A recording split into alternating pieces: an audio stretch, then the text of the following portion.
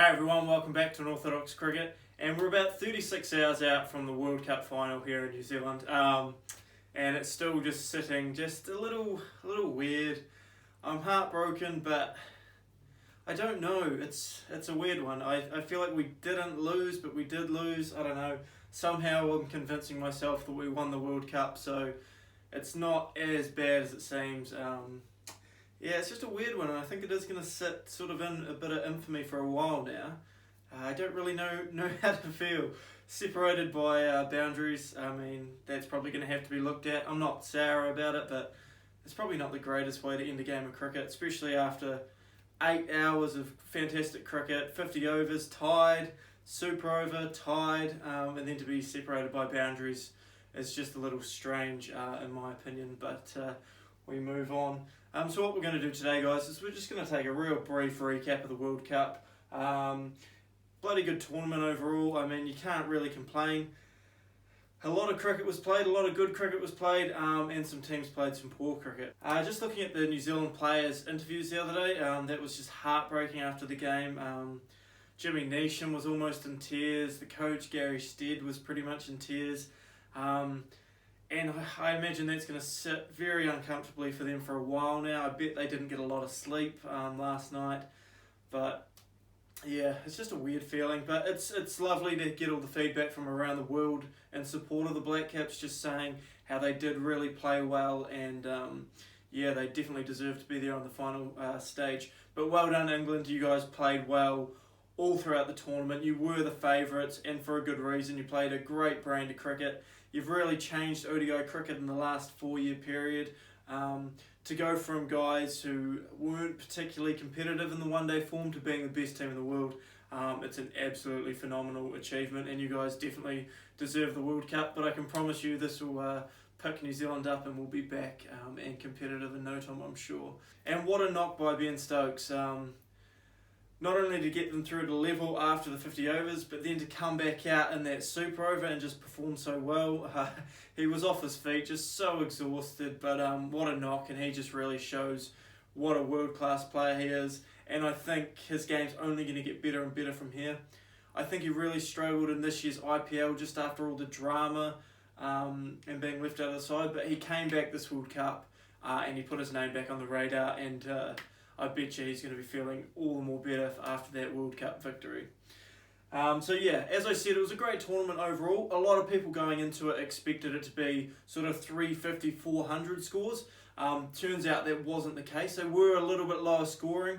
The pitches were a bit drier and a bit slower than expected. But that was because the pitches were prepared by the ICC and not the English ground staff. Well, they were prepared by the English ground staff, but on the judgment of the ICC, so that was interesting. I think that made the tournament a little bit more interesting, bringing the bowlers back into the game a bit, bringing change-ups in, and it wasn't all batsman dominated, so that's really interesting. I do love a high-scoring game, but to see a bit of competition between bat and ball is really good, and just seeing guys have to grind out innings, also another real positive.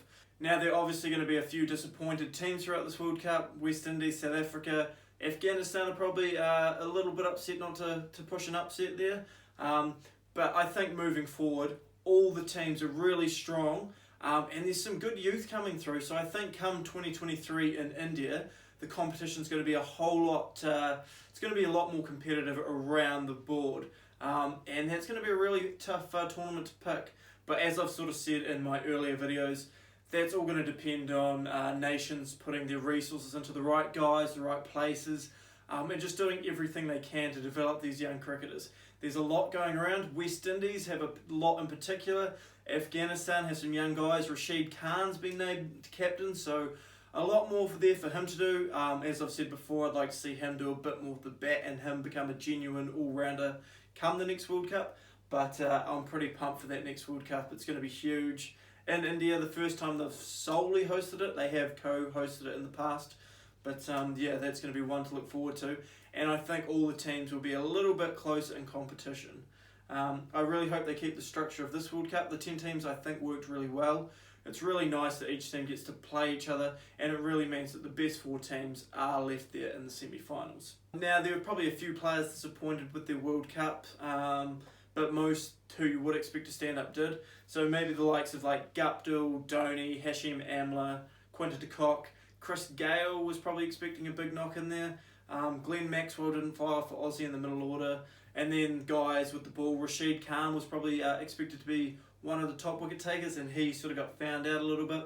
And then Kuldeep Yadav from India. So just a few players who struggled, but I think they're all going to be a bit stronger for it. You probably won't see Dhoni or Amla again or Gale, but the rest of them I'm sure will be there in the next World Cup and looking to rectify this one. Throughout the tournament there were so many great catches. Started off with Ben Stokes in the deep, that was an absolute screamer, but throughout the whole tournament there was some blinders.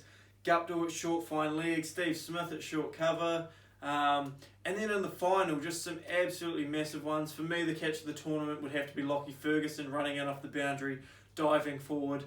Great catch, but not only that, the moment of the game so crucial, and that, yeah, for me that was catch of the tournament. It really kept New Zealand in the game, and to do that on the biggest level and stand up is so impressive. Top run scorers from the tournament, probably reasonably predictable. Rohit Sharma, fantastic, 5 centuries, and he's really unlucky they didn't get a chance to play in the final because he really carried India through. So impressive. And then Shakib Al Hassan, probably one that surprised a few people as an all-rounder, but coming in at 3, really dominated and held that Bangladesh team together. And then obviously your Roots and Williamsons, that's to be expected there. So no real surprises in the top sort of 4 or 5, maybe Shakib, but yeah, there were some impressive performances there. Not to mention David Warner, Aaron Finch held that Australian team together, so that was pretty impressive all round. Looking at the bowlers, Mitchell Starc, leading wicket taker, back-to-back tournaments. He's just so good, runs and bowls quick, swings it, rattles the sticks, hits the Yorker. I think he's always going to be up there in the top wicket taking, and he's caused New Zealand so many nightmares, so yeah, I was pretty glad we didn't come up against them in the final. But yeah, and then following him, Joffa Archer, Lockie Ferguson, the Fizz, and Jasprit Bumrah rounding out the top 5. Really impressive from all of them. I think the one people wouldn't have predicted in there would be Lockie Ferguson. His bit of extra pace really helped New Zealand through those middle order batsmen, and yeah, he's one to keep an eye on for the future as well. Now looking at the fielding stats, I really enjoyed this inclusion from the ICC this tournament. Something a bit different, something that's never really been monitored, and it is really good to see how guys go on the field, whether they're a liability or not. Finishing on top was Martin Guptill, so thankfully something a bit there for him. We know his batting didn't go well, but he was able to contribute in the field. Semi-final ran out Dhoni, that was absolutely huge. And then a couple of key parts in the final, but unfortunately for him he couldn't quite get it done with the bat. But all of us Kiwis love Guppy, and we're not going to hold that against him. We're sure he'll come right in the future, so yeah. And then Ravi Jadeja, so impressive. He was saved about 40 runs in the 2 games he played. Really surprising he didn't play a lot more of the tournament, but India are so strong. But he's proved that he should always be in the Indian starting 11. So looking at the tournament as a whole, I don't think you can argue. It was so impressive. Teams will be disappointed, some guys will be disappointed, but as a whole, there was some great batting, there was some great bowling, and you can't argue with that final. That final is going to go down in history as, I think, the greatest ODI ever. There was so much drama. To be tied after 50 overs and after this super over, you can't ask for too much more. But yeah, that's about all for the World Cup. And I forgot to mention Kane Williamson was named man of the tournament. Now, he wasn't the greatest batsman throughout the tournament. He did hold New Zealand together, but looking at stats-wise, his average was up there, but his strike rate was a bit lower. But I really think they gave that to him through his leadership. It was pretty impressive all the way through, particularly in the latter half of the tournament. And then to miss out on the World Cup and to be given player of the tournament must sit a little bit funny with him. Obviously great on a personal level, but heartbreaking not to bring that trophy home. That's all for today, guys. Let me know what you thought of the tournament as a whole, who your favourite player was throughout that tournament.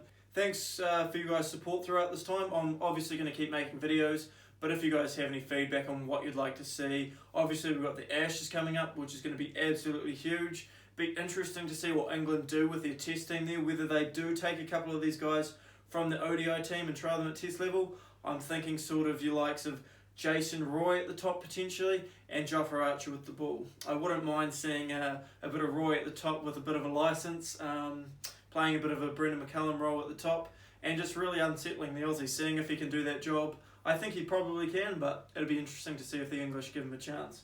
Yeah, so thanks again for watching, guys, and I'll see you guys again tomorrow.